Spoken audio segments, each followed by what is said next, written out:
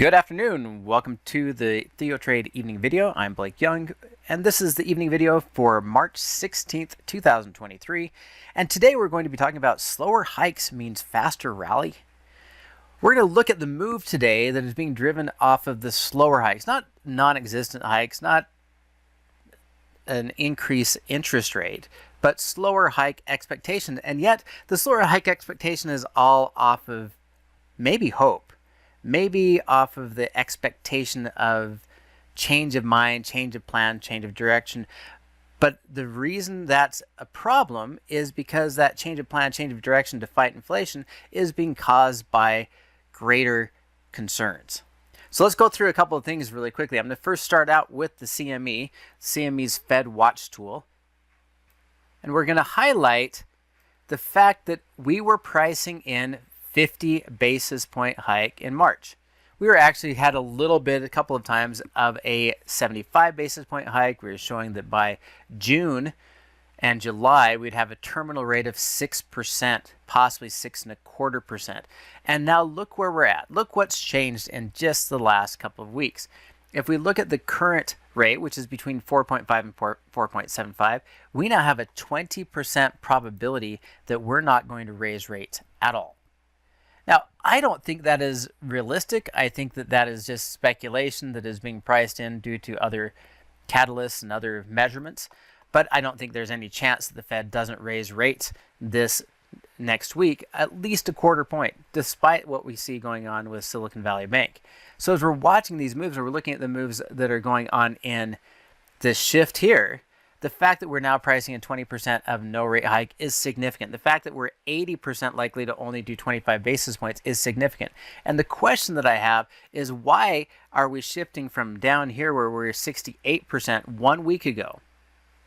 1 week ago, 68% probability of a 50 basis point hike to now 80% that it's going to be 25 and 0% that it's going to be 50 basis points. This is being driven, again, off of Silicon Valley Bank, the banking crisis that evidently is spreading across the world. And it's really not spreading across the world. It's that we're becoming aware across the world. And so the idea that the banks could be struggling, that we might be over-leveraged and they could have the problem, remember that the biggest aspect of that is that lending is going to be impacted. And if we look at lending being impacted, that means we're going to have no growth. So reality is that we are probably looking at an indication that we're going to see more probability of a recession. Now, more probability of a recession is going to say that we're going to not raise rates. We're going to possibly even lower rates by the end of the year. If we look out to June, and we look out into these rates, you can see now we have a little 1.75% that we're going to go to 4.25. You can see that the terminal rate now in June is 5.25, down an entire percent of what we were seeing just a few weeks ago. And you can see over through here, we had even priced in 5.75 back a week ago. That's 17%, but still 5.75, which would be 75 basis points higher, 3/4 points higher. That is a major change. And we didn't see any potential of rate cuts until September or November, at least throughout the year. Now we look at this and we look out to November and say, what's going to happen now? Well, we have probabilities now that we could see rate cuts 4.25, 4, 3.75, even a little tiny probability through here. And 1 day ago it was a lot worse. But we could see rate cuts down to 3.5 and 3.25. So we're talking about 1.25 point decline in rate by the end of the year going into November. Well, let's look at December really fast, and then I want to show you some other things in the charts. So if we look at December, here's your December rates. And again, yesterday we had that 3% on target, which is 1.5% lower, possibly by the end of the year. So if we're looking at 1.5% lower by the end of the year, that is likely going to be pricing in the expectation of recession, the expectation of massive collapse in demand, and in turn, a need to cut rates. I was looking at the futures in the S&P and looking out into future expirations. I was looking at futures prices depending on expiration and looking out at the bid and ask through here. Looking at the ask price, you're going to see that we're going about 47 to 81 from March to June. We're talking 35 points right in there. We go out the next time period, we're talking 35 points here. And then we go out to September, December, and we're still, in that same realm, 35 points. Going all the way out here to March, what we're bidding out, we're pricing in through here, 51 to 79, is a little bit shy of that. We're not really pricing in the same kind of growth. So we're 1% a quarter is nothing to get excited about. As we're looking at this thing, we're pricing in for a year 4%, at least in the futures market, forward projecting. Now going out all the way to March of the next year, and you see that we start slowing down from the quarter to quarter, and now at this point, only moving up 28, that is a slowdown. As we look further out into the future, we can get a sense if we ever see this start to turn over and roll back down, that would be an issue that we should be concerned about, because we start having backwardization in the futures market. But these don't really have any price action to be trusted or qualified, so we won't worry about that. We'll just worry about these ones that already have volume for the next year. Looking at the ZQ is, as you know, my favorite confirmation or even faster way to go through things instead of looking for the CME to tell me things. As I look out here and we look out to March rates, remember this is just going out next week, so we really don't need to expect too much difference than what we've already seen. But we can look out in the future and say, when is the Fed funds future pricing in a cut? So we're watching these numbers. As long as these numbers are getting lower, that means the interest rates are getting higher. When they start turning and then getting larger, we're already starting to price in a rate cut by June. Not a lot, but a little bit. So as we see this number go lower and lower, that means rate hikes. Goes higher and higher, that means rate cuts. And if we look at these things right through here, from current price, it is about August before we cut rates all the way back to what we're pricing in now for this week, for this next Fed meeting. So it seems to be that the ZQ is pricing in not only less aggressive hikes, that we are going to pivot and start pausing or cutting as early as June, but that we're going to be back below our current rate by August and September, not waiting to the end of the year. If you want to see the ZQ and the way it's behaved over the last week, we see this volatility with the market. This is rate hikes, this is rate cuts as it climbs back through here. So we're pricing in a little bit less probability, and we're talking about, like I said, about 50% less chance of that 50 basis point hike based off the ZQ. I like the intraday chart here on the S&P to kind of show us the change in the shift in sentiment. It was not only that we were selling off, seeing equities fall, going into the bank struggle, but the fact that we balanced out, created a base level, kind of some base marks on Monday morning that we have not retested, and we're actually creating now higher highs, higher lows. Today's acceleration, we're speeding up the bullish move in equities, betting on those slower rate hikes.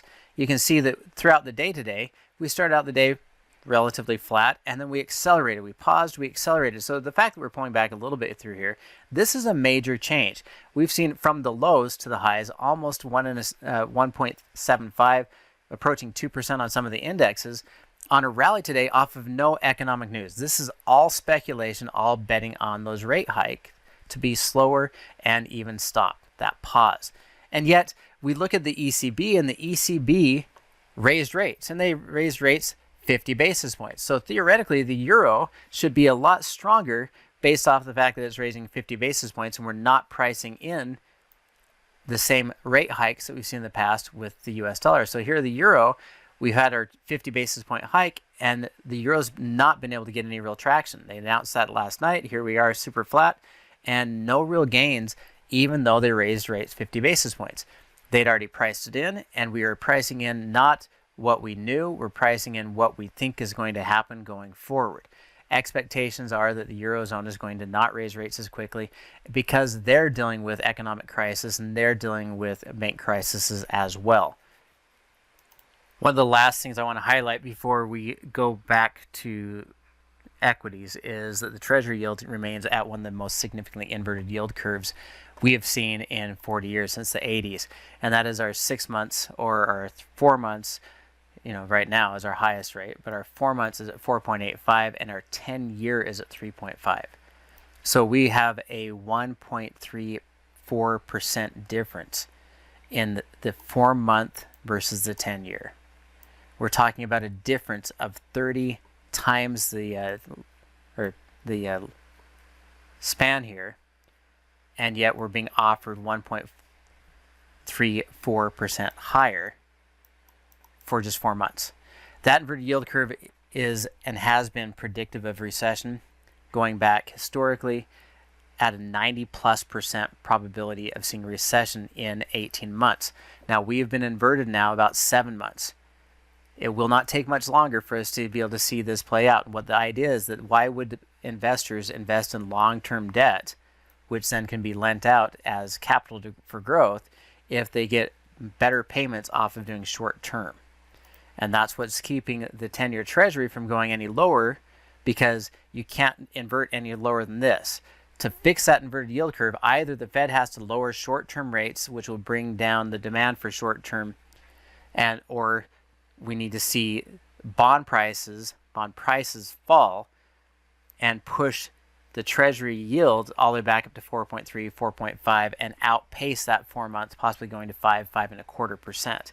And that would mean that Treasury yields, 10-year Treasury yields, would be indicating that our mortgage rates and our commercial lending rates would be in the 7% level, which will also be a major slowdown in the economy. It is definitely in the situation where we're in between a rock and a hard place. Will the Fed continue to raise rates to fight inflation, or will we slow the rate hike and cause even a deeper inverted yield curve and possibly a more problematic move towards recession before we get through summer? If the 10-year Treasury yield is going to bounce, which it appears it has bounced at the same support level it had from December, January, February, and March, then a bounce here in rising yields should, could, and will end up having the higher impact on financials and real estate, as we've discussed before. Now, financials are bouncing here. I'm sorry, I said financial, I meant technology. Financials are bouncing here, which is the same part of the reason why we saw the rush to bonds. But let me go over to XLK and talk about technology. Technology is at its resistance at the same time that the yields at the 10-year are bouncing off support.